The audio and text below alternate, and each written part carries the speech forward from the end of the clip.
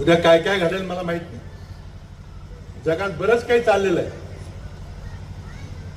मध्यंतरी मी एक छोटासा ट्विट केला, खूप गाजला.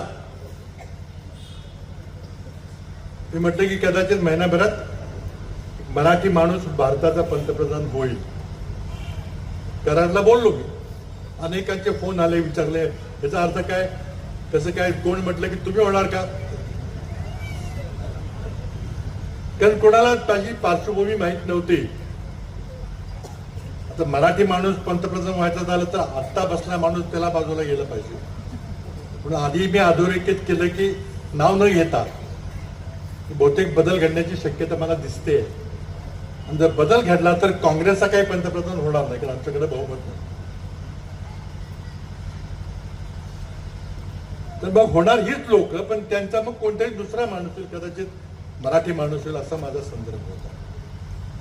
माझा इशारा होता 19 डिसेंबरला.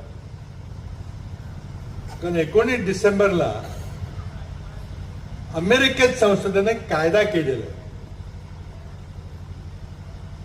19 नोव्हेंबरला कायद्यावर राष्ट्रपती ट्रम्प साहेबांनी सही केली आणि तो कायदा झाला. आणि कायद्यामध्ये असं म्हटलेलं आहे की अमेरिकेत एप्स्टीन नावाचा एक माणूस होता, इस्रायलचा गुप्तहेर होता. त्यानं जो धुमाकूळ घातलेला आहे अमेरिकेमध्ये, त्याचा पर्दाफाश होणार आहे. तो आपल्या विविध प्रासादामध्ये, मोठ्या मोठ्या बंगल्यामध्ये बंगल्यामध्ये सगळे कॅमेरे ठेवून, व्हिडिओ करून सगळ्या बड्या बड्या मोठ्या लोकांची छायाचित्रण केलेली आहेत. ती सगळी छायाचित्रणं, ते सगळे फोटोग्राफ अमेरिकन संसद कायदा करून एका महिन्याच्या आत म्हणजे 19 डिसेंबरला जाहीर करणार आहेत. यात कोणाकोणाचे नाव आहेत, सोशल मीडियावर काही नावं चालू आहेत का मला माहित नाही. पण आजच 75,000 फोटोग्राफ पब्लिश झालेले आहेत. 20,000 ईमेल्स प्रकट झालेले आहेत.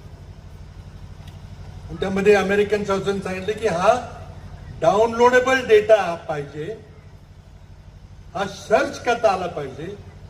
निवडणूक आयोग ज्याप्रमाणे मतदार याद्या कम्प्युटरवर पाठवायला तपास म्हटलेलं नाही, या डाउनलोडेबल आणि सर्चेबल ही माहिती असेल आणि कोण कितीही मोठा व्यक्ती असला तरी आम्ही त्याचा संरक्षण देणार नाही. ती सगळी माहिती जाहीर होणार आहे. 19 डिसेंबरला काय होतं मला माहित नाही. उलट सुलट चर्चा चालू आहे. कोणाकोणाची नावं आहेत, काय काय, कोणी कोणी काय काय कारनामे केलेले आहेत. आणि त्यामुळं चळवळीचा मुख्य आत्मा आहे की आशा सोडायची नाही, काहीतरी होईल बहुतेक, असं आम्ही आशा घेऊन पुढे चालू. एवढ्या वरिष्ठ नेत्याने, माजी मुख्यमंत्र्यांनी इतकं बालिश विधान करावं, ज्यांचं स्वतः कराडमध्ये राजकीय बूड स्थिर नाही, ज्यांना कराडमधल्या जनतेला आणि जनतेतनं कोणी विचारत नाही, त्यांनी देशाच्या राजकारणावर आणि पंतप्रधानावर बोलावं. हा मला वाटतं डिसेंबर महिना आहे, या वर्षाचा बिगेस्ट जोक म्हणजे पृथ्वीराज चव्हाण. पृथ्वीराज चव्हाण हे ज्योतिषकार किंवा भविष्यकार कधी झालेत मला माहिती नाही, परंतु हे त्यांनाच विचारलेलं बरं. वडेट्टीवार म्हणतायत की पुढच्या 2-3 महिन्यामध्ये अशीच एक गोष्ट होणार आहे आणि त्या गोष्टी संदर्भात काही घडामोडी दिल्लीत घडत आहेत. त्यांनी खरं तर महाराष्ट्राच्या समस्यांबद्दल बोलावं. महाराष्ट्रामध्ये अधिवेशन चालू आहे, शेवटचा दिवस आहे, त्यामध्ये जनतेसाठी अधिक काय पदरात पाडून घेता येईल याबद्दल त्यांनी खरं तर बोललं पाहिजे.